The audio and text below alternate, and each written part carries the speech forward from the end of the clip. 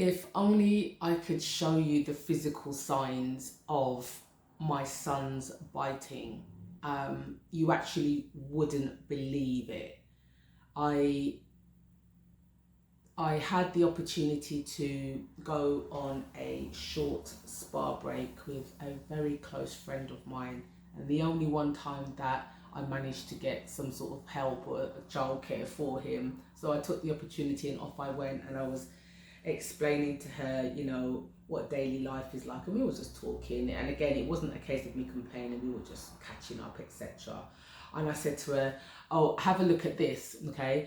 And I showed her my arms, both my arms, my chest, my thighs, my leg, and she couldn't believe what she was seeing, like the scarring, because my son launches at me. Sometimes you can tell it's going to happen, okay? And obviously that just comes with experience, because sometimes he'll like squeal, like, ah, you can hear the frustration, and oh gosh, okay, I need to get out of his way, and he will just bite. Other times it's just so out of the blue.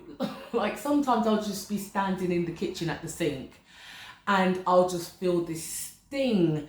It could be like a wasp that has stung you, and it lasts for such a long time. And for me, I've got quite a sensitive body, okay? And when he bites me, he actually breaks flesh. It's to a point where it can take a few days to heal. And, it's emotionally taxing on me, as well as physically taxing. The stinging lasts forever, and I try and flip it and think, oh gosh, it probably isn't nice for him, or maybe it was nice for him. I try and think, okay, Karina, it's not all about you. But it is really difficult. I think that is one of the challenges that I find really difficult to manage, only because if it just happened to me, I wouldn't mind so much. Because I'm his mum, I have to take the pain, I have to take the brunt of this, I'm there to protect him. But it's when we have to leave the house, it's when there's other people around, and I'm talking about, other family members, and of course they understand. It could be just visitors that you have in your home. For example, they could just come in. You might be having a really sort of animated and lively conversation, and your child is like, oh no, not today, I'm not tolerating this level of noise. And they may just launch at the other person. How do you deal with that? Your child may even go into a school or a nursery setting and launch at another child. Again, I can't express to you how that is heartbreaking. You just can't apologize enough for your child. Okay, so yeah, it's really difficult, really difficult to manage. And I suppose from my son's perspective, he's not doing it deliberately, and I don't know if that's any consolation to any parent or carer out there that understands what I'm talking about when it comes to biting, as in breaking flesh biting. It's not intentional. It's the frustration, isn't it? And it's usually prevalent in children that have delayed speech or who are non-speaking, non-verbal, because how are they going to communicate? And yes, I know it's not the right thing to do to, get someone's attention, but they can't verbalize how they're feeling. So for me, it's a case of, he didn't mean it, but how do I get him to stop doing it? Are these chew toys actually encouraging him to bite? And can I stop it, actually? I mean, part of me thinks that I can't actually stop him from doing that, because it's not the feeling of like just biting on a bit of rubber that is the chew toy. It's the feeling of human flesh. Do you know what I mean? It's just, I'm hoping and I'm praying that it will stop once communication gets easier for him. Bless him, he can't tell me when he's in pain. he can't tell me when he's tired, when he's hungry, when he's upset. Can you imagine being in that child's shoes where you can't communicate? And for me, and this is just me being a mother here, if he has to bite me until he gets to a stage where he can communicate fully, then I'll just take it. I'll take it. I'll take it over him biting anyone else. Yeah, my body can be full of bruises and scars for life. Again, it's just something that, I have to accept. But it is something that unfortunately is a conversation leader. And, I don't necessarily want to introduce my son.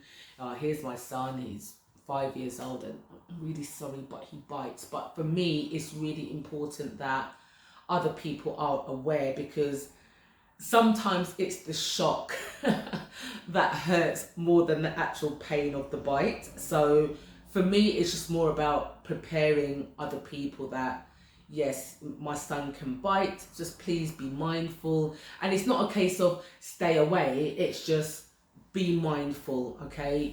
Raised or elevated levels of, talking, screaming, shouting, whatever it is, laughing can trigger him.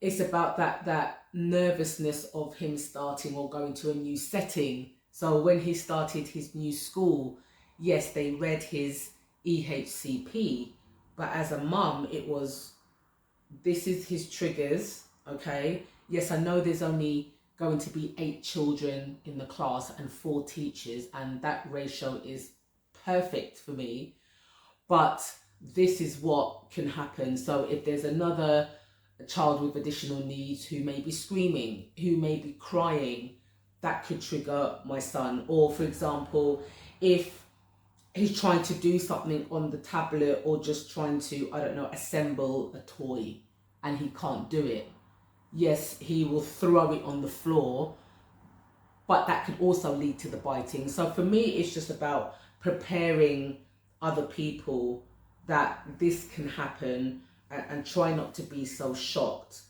So they can decide how they themselves want to deal with it, okay?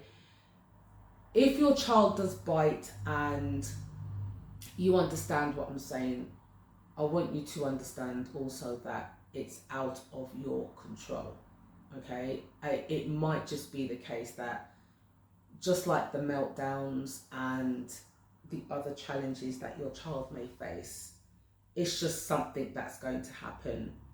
Just prepare yourself. There are times where I would just make sure that I've got maybe 2 or 3 layers on. Now, like, we're coming into autumn, so it's not so warm. So sometimes when I can see him approaching me and I know that he may want to bite, and I'll look at him and he may just want that feeling on me, but it's not actually my skin, it's like 3 layers of clothing. I may just allow him to do that, and it's not so deep, it's just like a little bite, a little feeling, and then he'll be okay after that, okay?